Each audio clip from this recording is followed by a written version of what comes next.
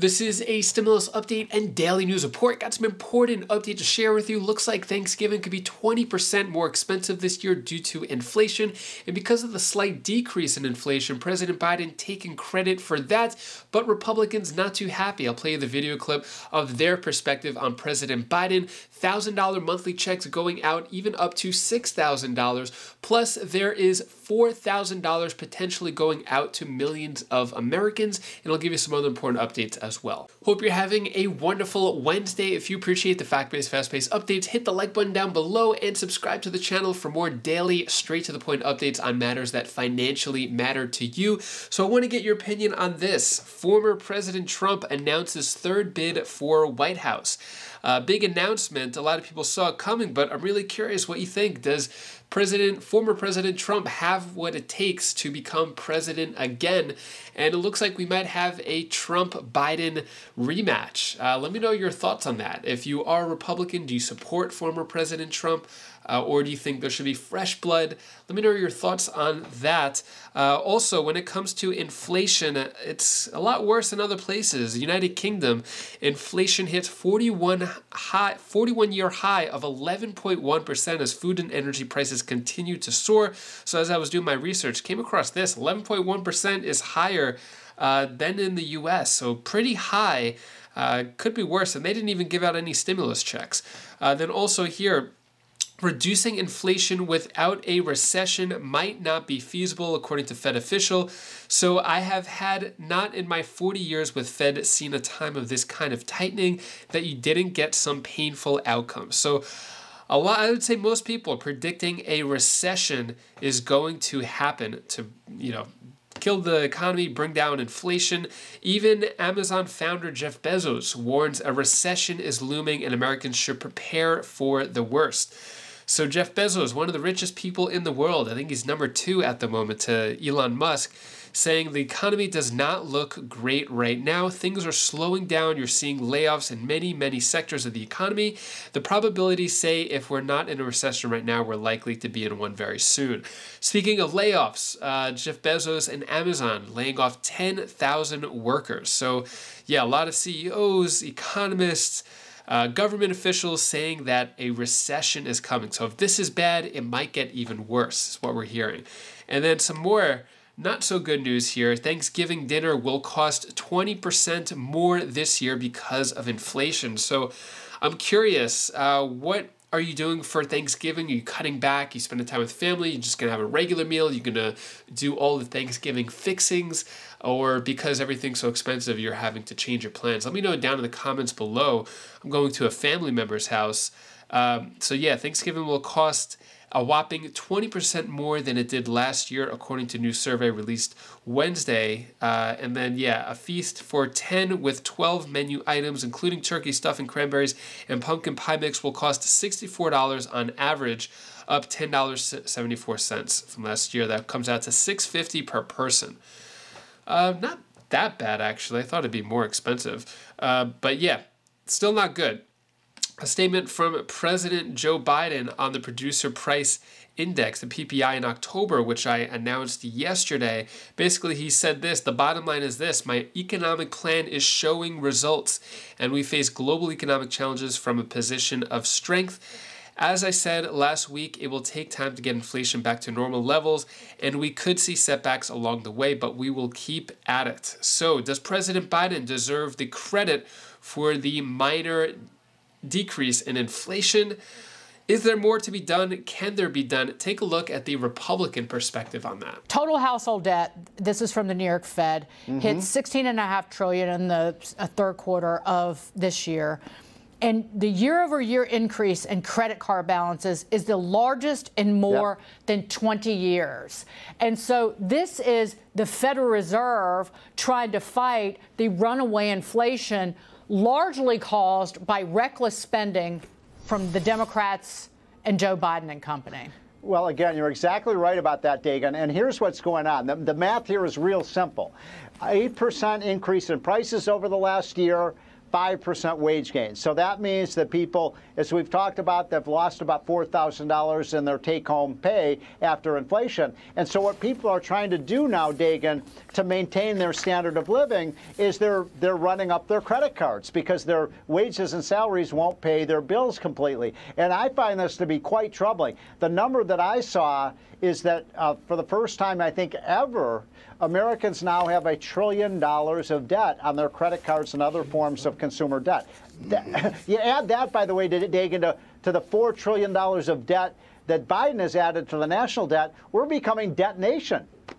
Right, and that's the doom loop, where the interest expense, that's right. It keeps going up and up and up, and then it just starts mushrooming because you have to borrow more just to pay the interest. So I'll give you a number, if I may, Dagan, on that, because it's a really important point.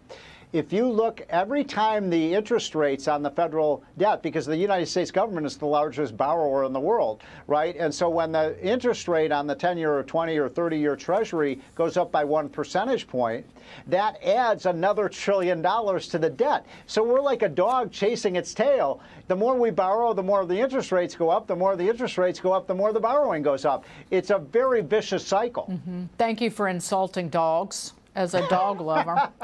Joe Biden, this just makes me insane. Joe Biden put out a statement on the producer price index today. So it's easing, wholesale inflation easing. But in the statement it said, the bottom line is my economic plan is showing results. And we face global economic challenges from a position of strength. As I said last week, it will take time to get inflation back to normal levels, and we could see setbacks along the way, but we will keep at it. Keep at it, keep at it is the title of Paul Volcker's book, and that's a line that Jay Powell has been using. So Biden does have a history of lifting things, like from Neil Kinnock.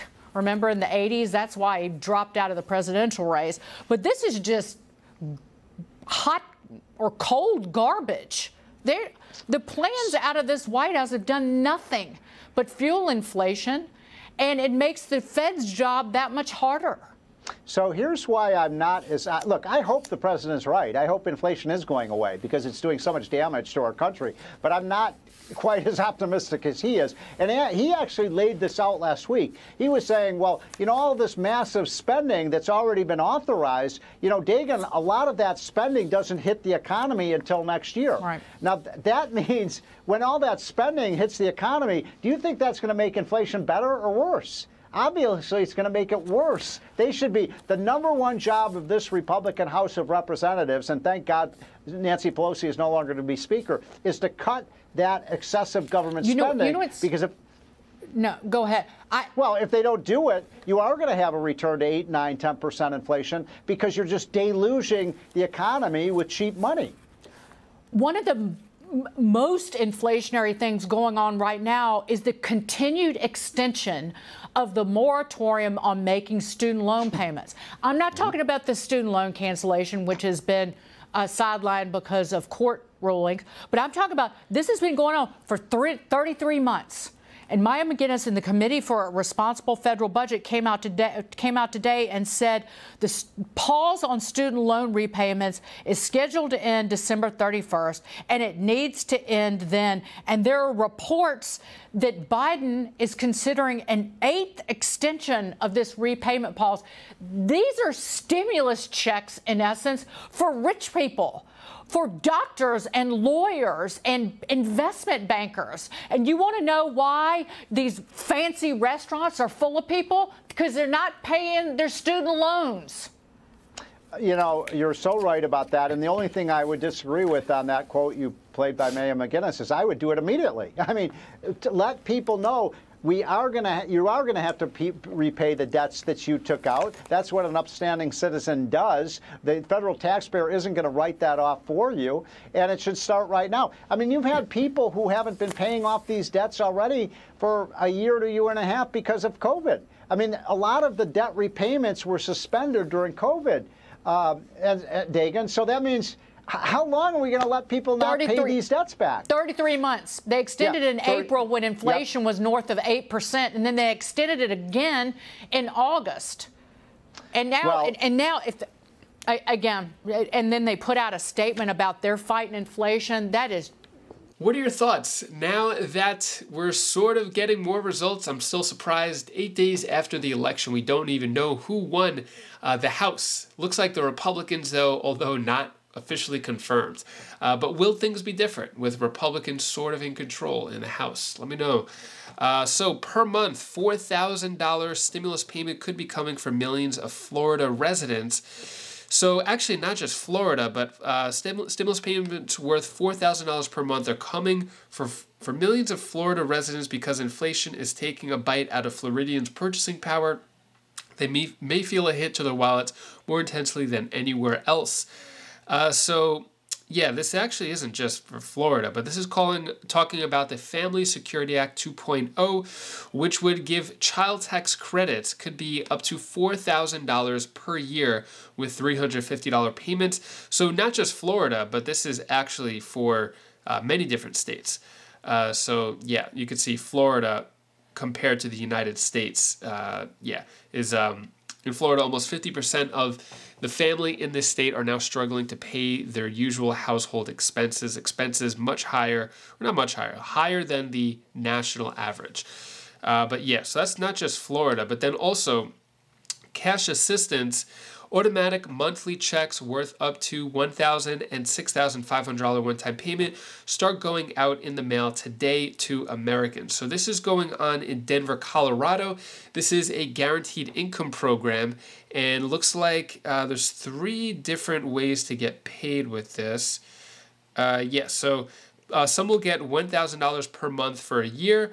Others will get $50 per month for a year. And then some will get $6,500 up front, followed by $500 monthly payments for the next 11 months. So doing more experiments on the guaranteed income. A lot of success coming from it. Maybe it could be done more widespread if the money is there. Should it be done? Let me know. Let me know your thoughts on that. That is all the news that I have for you today to hopefully cheer you up a bit. Here's my daughter Bella's tip of the day.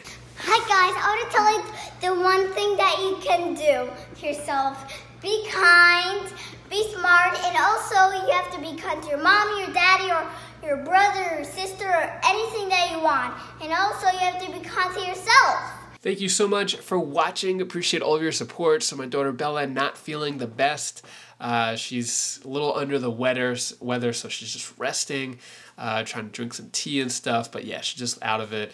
Took a 2-hour nap yesterday. Never takes naps, so hopefully she feels better. Anyways, hopefully you have a great rest of your day. If you want to check out any of my other videos, my other channels, click right up here. And I'll see you in the next video. Take care. Be safe. Thank you for watching.